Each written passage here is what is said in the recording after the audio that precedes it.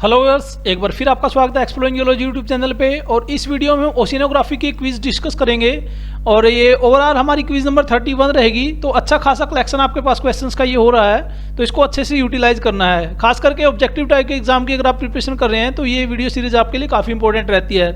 तो चलिए आज का डिस्कशन स्टार्ट करते हैं बिना किसी देरी के। फर्स्ट सेक्शन में हम रिवीजन या एक्सप्लेनेशन करते हैं पिछली क्विज की।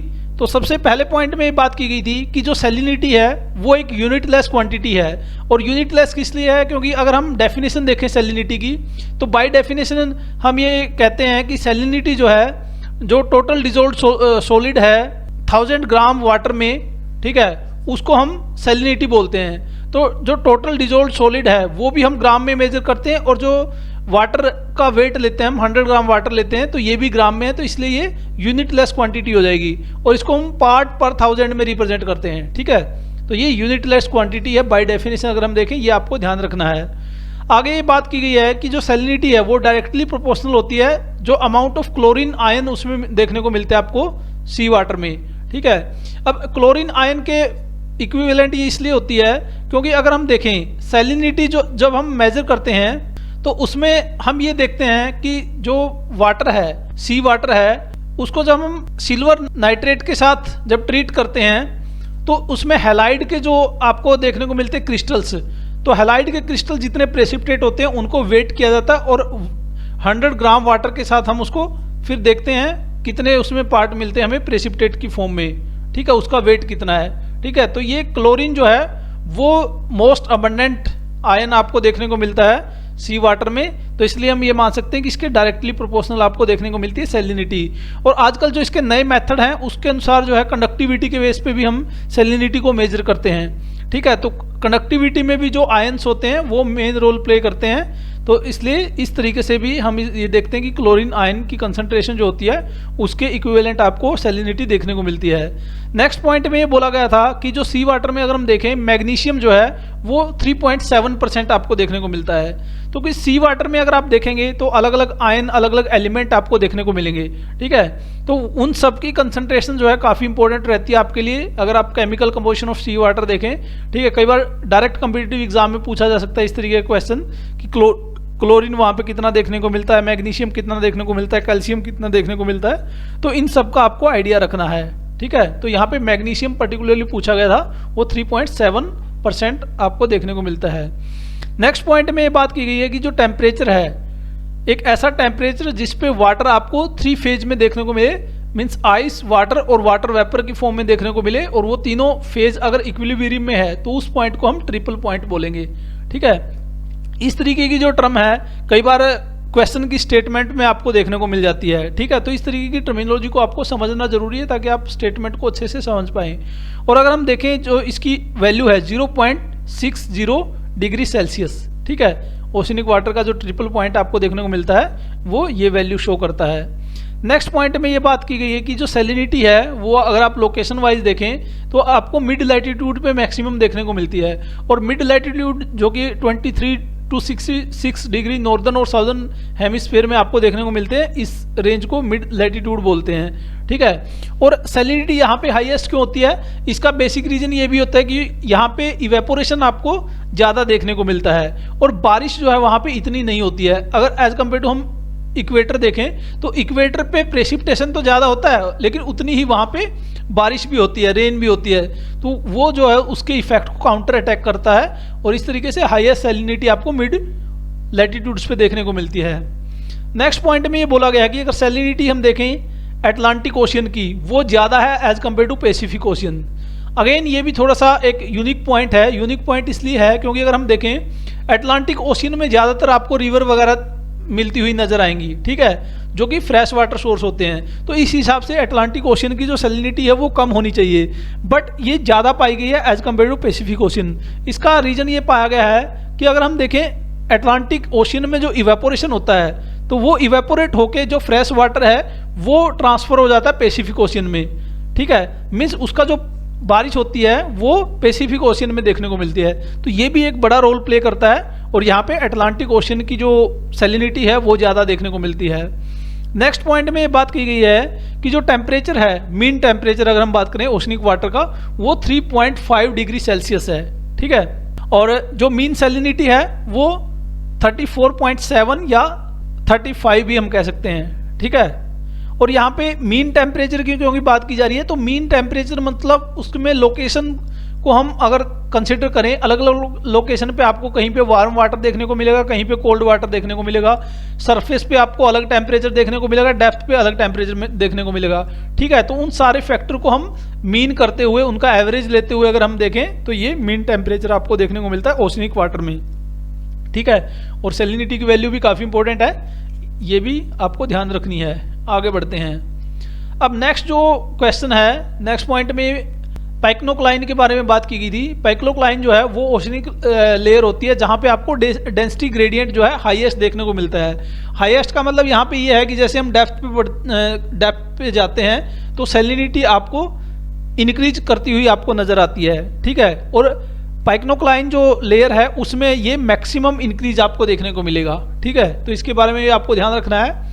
आगे जो बात की जा रही है डेंसिटी के बारे में, कि अगर हम डेंसिटी देखें ओशनिक वाटर की तो वो 3 फैक्टर के ऊपर काफ़ी ज़्यादा डिपेंड करती है। एक तो सैलिनिटी के ऊपर, एक टेम्परेचर के ऊपर और एक प्रेशर के ऊपर, ठीक है। तो यहाँ पे तीनों फैक्टर में अगर हम देखें, जो सैलिनिटी है वो ऑब्वियसली जो है डेंसिटी को इंक्रीज करती है, और टेम्परेचर जो है वो डिक्रीज करता है, क्योंकि किसी भी चीज़ का अगर हम टेम्परेचर देखें वो उसको एक्सपेंड करता है जब टेम्परेचर इंक्रीज करता है, ठीक है। और वाटर प्रेशर जो है वो सैलिनिटी को अगेन इंक्रीज करता है, क्योंकि वो कंप्रेस करता है वाटर मोलिक्यूल्स को, ठीक है।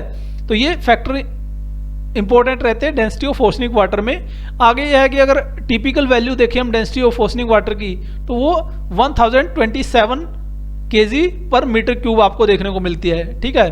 क्योंकि अगर फ्रेश वाटर की देखें तो वो आपको 1000 kg पर मीटर क्यूब आपको देखने को मिलती है। तो यहाँ पे अगर हम देखें, अगर इसमें से हम 1000 माइनस कर देंगे तो रिलेटिव डेंसिटी अगर हम देखें फ्रेश वाटर से कंपेयर करके तो 27 इसकी बच जाएगी, ठीक है।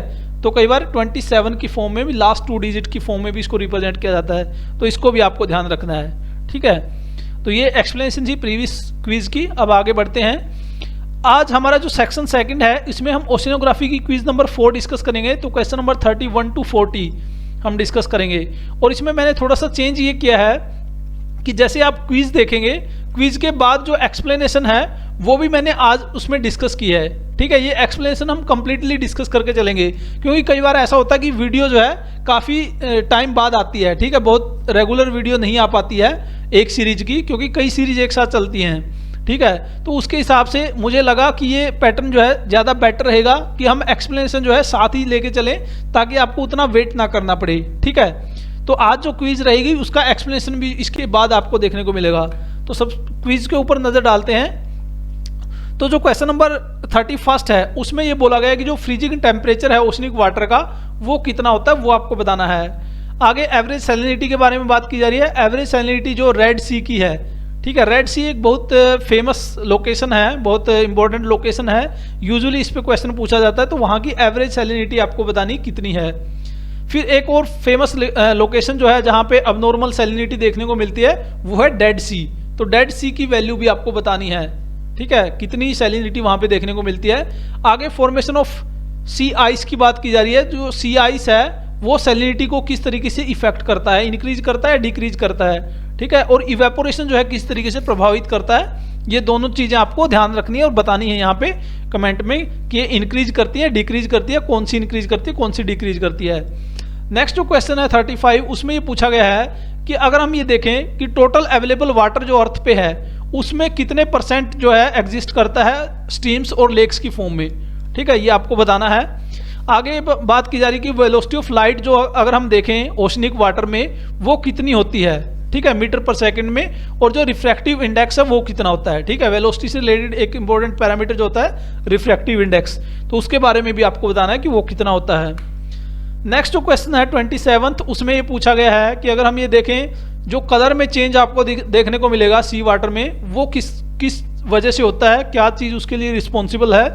और इस कलर वेरिएशन को हम जो है स्पेस से ऑब्जर्व कर सकते हैं रिमोट सेंसिंग टेक्नोलॉजी की हेल्प से, ठीक है। तो वो चेंज इन कलर जो अलग अलग लोकेशन पे आपको देखने को मिलता है ओशियन में, तो वो किस वजह से होता है वो फैक्टर आपको यहाँ पे बताना है।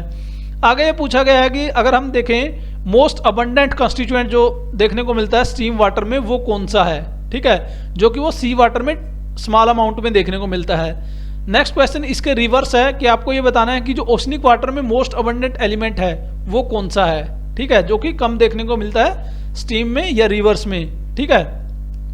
और जो लास्ट क्वेश्चन आज का उसमें पूछा गया कि अगर हम एवरेज लेंथ देखें टाइम की, जो कि एक सब्सटेंस जो है एक पर्टिकुलर वाटर बॉडी में स्पेंड करता है, उसको क्या कहा जाता है, ठीक है। तो ये 10 क्वेश्चन है। आप वीडियो को पॉज कर सकते हैं, क्वेश्चन को आपको अच्छे से समझना और उसके बाद आंसर करना है, ठीक है। आंसर नेक्स्ट स्लाइड में मैं आपको आंसर बताऊंगा, आपको अपने आंसर्स को मैच करना और नीचे कमेंट सेक्शन में अपना स्कोर लिखना है। और जैसा कि मैंने बताया था कि इसी में आपकी एक्सप्लेनेशन भी रहेगी, ठीक है। तो आंसर और एक्सप्लेनेशन पे नज़र डालते हैं। तो जो 31 नंबर क्वेश्चन है, यहाँ पे फ्रीजिंग टेम्परेचर की बात की जा रही थी। तो ये ओशनिक वाटर की अगर हम बात करें 1.9 डिग्री सेल्सियस आपको देखने को मिलता है, ठीक है। जो कि अगर हम प्योर वाटर की देखें या फ्रेश वाटर की देखें तो 0 डिग्री सेल्सियस देखने को मिलता है, ठीक है। क्योंकि ये सैलाइन होता है वाटर, जो ओशनिक वाटर है, और सैलिनिटी की वजह से जो है यहाँ पे टेम्परेचर आपको बढ़ा हुआ नजर आएगा, ठीक है। तो ये आपको ध्यान रखना है। आगे एवरेज सैलिनिटी के बारे में बात की जा रही है रेड सी की। ये जो वैल्यू है 42 पार्ट पर 1000, ठीक है। तो ये आपको ध्यान रखनी है वैल्यू, कई बार पूछ ली जाती है। आगे जो हम बात कर रहे थे डेड सी में अगर हम देखें जो वैल्यू है वो 330 पार्ट पर 1000 आपको देखने को मिलते हैं। तो काफ़ी हाई वैल्यू है, लगभग 10% अगर हम देखें ऑन एन एवरेज, क्योंकि 35 वैसे नॉर्मल वैल्यू होती है सैलिनिटी की। अगर हम ओशनिक वाटर में देखें तो यहाँ पे लगभग 10% ज़्यादा देखने को मिलती है। और इस वजह से एक फेमस फिनोमिना ये भी होता है डेड सी में, अगर हम देखें तो आसानी से जो फ्लोट कर सकते हैं हम उसके ऊपर, एक ह्यूमन बीइंग जो है उसके ऊपर फ्लोट कर सकता है डेड सी में, ठीक है। तो इस वजह से भी ये फेमस है। तो ये वैल्यू आपको ध्यान रखनी है। आगे बात की जा रही है कि अगर हम देखें जो सी आइस बनेगी उसकी वजह से सैलिनिटी जो है इंक्रीज करेगी, क्योंकि जो सी आइस है, आइस में हमेशा जो है प्योर फॉर्म में आपको वाटर देखने को मिलता है। तो जो बचा हुआ वाटर होगा वो ज़्यादा सैलाइन हो जाएगा, ठीक है। क्योंकि प्योर वाटर जो है उसमें से निकल गया है, तो बचा हुआ जो है उसकी सैलिनिटी इंक्रीज कर जाएगी। और इसी तरीके से जो इवेपोरेशन है वो भी सैलिनिटी को इंक्रीज करेगा, ठीक है। तो यहाँ पे वेयर एज लिख के थोड़ा सा आपको कंफ्यूज करने की कोशिश की गई है। इस तरीके के ट्रिकी क्वेश्चन भी आपको देखने को मिलते हैं एग्जाम में, ठीक है। तो दोनों केस में चाहे वो आइस बन रही है या इवेपोरेशन हो रहा है तो सैलिनिटी जो आपको इंक्रीज करती हुई नजर आएगी, ठीक है। तो इस तरीके से आपको ये ध्यान रखना है कि कौन कौन से फैक्टर जो है सैलिनिटी को इंक्रीज करते हैं, कौन कौन से फैक्टर जो है सैलिनिटी को डिक्रीज करते हैं, ओके। आगे बात की जा रही है कि अगर हम देखें जो टोटल वाटर अवेलेबल है अर्थ के ऊपर, उसमें से 0.02% जो है स्टीम और लेक की फॉर्म में आपको देखने को मिलता है। तो काफ़ी कम वैल्यू है, ठीक है। तो वाटर जो है अलग अलग फॉर्म में आपको देखने को मिलता है, वो ओशनिक वाटर की फॉर्म में देखने को मिलता है या आपको ग्राउंड वाटर की फॉर्म में देखने को मिलता है, ठीक है। तो अलग अलग सोर्स जो है कितना जो है पार्ट इसमें प्ले करते हैं वो आपको ध्यान होना चाहिए, कई बार पूछ लिया जाता है। और मैक्सिमम बुक्स में आपको डायरेक्ट जो है ये एक टेबल की फॉर्म में आपको देखने को मिल जाता है, या आप इंटरनेट से भी चेक कर सकते हैं, ठीक है। 36 जो क्वेश्चन था उसमें ये बात की जा रही है कि अगर वेलोसिटी ऑफ लाइट हम देखें ओशनिक वाटर में, वो आपको 2.25 इंटू 10⁸ मीटर पर सेकेंड देखने को मिलती है। आई थिंक ये 10⁸ होना चाहिए, ठीक है। और अगर हम देखें जो वैक्यूम में लाइट की वेलोसिटी अगर हम देखें 3 इंटू 10⁸ मीटर पर सेकेंड कंसिडर की जाती है, ठीक है। ये 2.99 कुछ वैल्यू होती है एग्जैक्ट अगर हम देखें। तो इसकी वजह से इसका जो रिफ्रैक्टिव इंडेक्स है 1.33 देखने को मिलेगा। रिफ्रैक्टिव इंडेक्स अगर हम देखें तो बेसिकली ये रेशियो होता है velocity of light in vacuum divide by velocity of light in particular phase, ठीक है। तो उसके हिसाब से आप देख सकते हैं कि अगर ये वैल्यू इससे ज़्यादा होगी तो रिफ्रैक्टिव इंडेक्स जो है कम हो जाएगा, और अगर ये वेलोसिटी ऑफ वैक्यूम से ज़्यादा होगी तो ये वैल्यू आपको कम देखने को मिलेगी, ठीक है। तो यहाँ पे वेलोसिटी ऑफ लाइट अगर हम देखें तो कम होती है एज कम्पेयर टू वैक्यूम, ठीक है। ये भी आपको ध्यान रखना है। नेक्स्ट और क्वेश्चन है, यहाँ पे फाइटोप्लैंक्टन्स की बात की गई है कि जो चेंज ऑफ कलर आपको देखने को मिलता है ओशनिक वाटर में वो फाइटोप्लैंक्टन्स की वजह से होता है। और फाइटोप्लैंक्टन्स जो है वो माइक्रो ऑर्गेनिज्म होते हैं, बेसिकली प्लांट्स होते हैं जो फ्लोट करते रहते हैं ओशन फ्लोर के ऊपर या ओशन वाटर में, ठीक है। उसकी वजह से इसमें कलर चेंज होता हुआ नजर आता है। अगर आप सैटेलाइट इमेजरी देखेंगे ओशियंस की तो अलग अलग लोकेशन पे आपको अलग अलग कलर देखने को मिलेगा, ठीक है। तो ये भी फाइटोप्लैंक्टन्स आपको ध्यान रखना है, ये इंपॉर्टेंट रोल प्ले करते हैं। आगे अगर हम बात करें बाइकार्बोनेट्स आयन जो है वो मोस्ट अबंडेंट देखने को मिलता है आपको स्टीम वाटर में, जबकि ये ट्रेस अमाउंट में देखने को मिलता है ओसनिक वाटर में, ठीक है, बाइकार्बोनेट आयन। और इसी तरीके से अगर हम देखें इसके अपोजिट जो है क्लोरीन आयन जो है मैक्सिमम आपको देखने को मिलता है ओसनिक वाटर में और कम अमाउंट में देखने को मिलता है स्टीम या फ्रेश वाटर में, ठीक है। तो इनको आपको ध्यान रखना है कौन से वाटर में मैक्सिमम है और कौन सा मिनिमम है, उसके ऊपर स्पेशल फोकस करके चलना है। वैसे अलग अलग एलिमेंट होते हैं, सभी के बारे में आपको थोड़ा आइडिया होना चाहिए। कई बार रिलेटिव वैल्यू भी पूछ ली जाती है, ठीक है। ओसनिक वाटर में जैसे 4 वैल्यू दे दी आपको कि कौन सा मैक्सिमम होगा या किस सीक्वेंस में वो रहेंगे, ठीक है। उस तरीके से भी आपको आइडिया रखना है। लास्ट क्वेश्चन जो है उसमें रेजिडेंस टाइम के बारे में बात की जा रही है। रेजिडेंस टाइम जो है आपको देखने को मिलता है एक average length of time particular substance के लिए जितने टाइम में वो एक पर्टिकुलर वाटर बॉडी में रहता है, ठीक है। तो रेजिडेंस टाइम जो है इंपॉर्टेंट प्रॉपर्टी है, इंपॉर्टेंट कैरेक्टर है जो कि आपको ध्यान होना चाहिए। अलग अलग एलिमेंट का रेजिडेंस टाइम जो है अलग अलग आपको देखने को मिलेगा, ठीक है, अगर हम ओशन की बात करें, ठीक है। तो रेजिडेंस टाइम के बारे में और भी हम क्वेश्चन जो है नेक्स्ट वीडियो में कवर करके चलेंगे। बेसिकली हम ये जो टॉपिक डिस्कस कर रहे हैं ये जो CSIR नेट का सिलेबस है उसको सीक्वेंस में डिस्कस करते हुए चल रहे हैं। बी पार्ट का जो सिलेबस है उसको जो सीक्वेंस है उसके लिए मैंने एक वीडियो प्रोवाइड करवाई थी और PDF भी उसकी प्रोवाइड करवाई थी कि टॉपिक वाइज रेफरेंस जो है आपको किस तरीके से आप एक पर्टिकुलर टॉपिक को कहाँ से कवर कर सकते हैं, ठीक है। तो वही रेफरेंस बुक जो है हम कंसिडर करके चल रहे हैं। इस तरीके की जो है डाटा आपको वहाँ पे देखने को मिलता है, ठीक है। तो उन्हीं को आप फॉलो कर सकते हैं, आपको यहाँ से एक आइडिया भी लग जाता है कि किस तरीके की जो इन्फॉर्मेशन वहाँ पे है। और आप प्रीवियस क्वेश्चन पेपर देख करके भी चेक कर सकते हैं कि किस तरीके के क्वेश्चन पूछे गए हैं, ठीक है। तो उसी सीक्वेंस में हम इसको कवर करने की कोशिश करेंगे। तो इसको अच्छे से यूटिलाइज करना है। और जैसे ही मैं मतलब इस स्लाइड पे जैसे आया आपको वीडियो को पॉज करना, अपने आंसर के साथ मैच करना है। तो ये प्रैक्टिस सेट भी आपके लिए बहुत अच्छे से आप इसको यूटिलाइज कर सकते हैं और एक्सप्लेनेशन भी साथ साथ है, ठीक है। तो ये कंप्लीट पैकेज आपके लिए हो जाएगा। एक दिन में हम जैसे क्वेश्चन भी डिस्कस करेंगे और उसकी एक्सप्लेनेशन भी डिस्कस करेंगे, ओके। तो ये था हमारा आज का डिस्कशन। आई होप कि आपको वीडियो पसंद आया होगा। वीडियो को अच्छे से यूटिलाइज करना है, ओके। और नए व्यूअर्स को बताना चाहूँगा कि एक्सप्लोरर जियोलॉजी एक group of online education platform है जिसका मेन फोकस रहता है जियो साइंसेज के बारे में सोसाइटी को अवेयर करना, कम्पिटिटिव एग्जाम प्रिपरेशन स्टूडेंट्स की हेल्प करना और एम्प्लॉयमेंट न्यूज़ के बारे में एस्पिरेंट्स को इन्फॉर्म करना। अगर आप इस तरह की वीडियोज में इंटरेस्टेड हैं तो आप इस चैनल को सब्सक्राइब कर सकते हैं और बेल आइकन को प्रेस करना ना भूलें ताकि जब भी हम नई वीडियो डालें आपको नोटिफिकेशन मिल जाए। यूट्यूब के अलावा जिसका Facebook group, Facebook page, Telegram channel, blog, Instagram, जो भी इसके अदर प्लेटफॉर्म है उन सब के लिंक आपको नीचे डिस्क्रिप्शन बॉक्स में मिल जाएंगे, वहां से आप आसानी से जुड़ सकते हैं। अगर आप जियो साइंस से रिलेटेड कोई भी इन्फॉर्मेशन हमारे साथ शेयर करना चाहते हैं तो geolovers247@gmail.com पे आप हमें लिख सकते हैं। अगर आपका कोई क्वेश्चन है तो आप हमें इंस्टाग्राम पे शेयर कर सकते हैं, ठीक है। तो इन सभी प्लेटफॉर्म को अच्छे से यूटिलाइज करके चलना है। So thank you very much for watching this video. Keep learning, keep sharing, be happy. जय हिंद।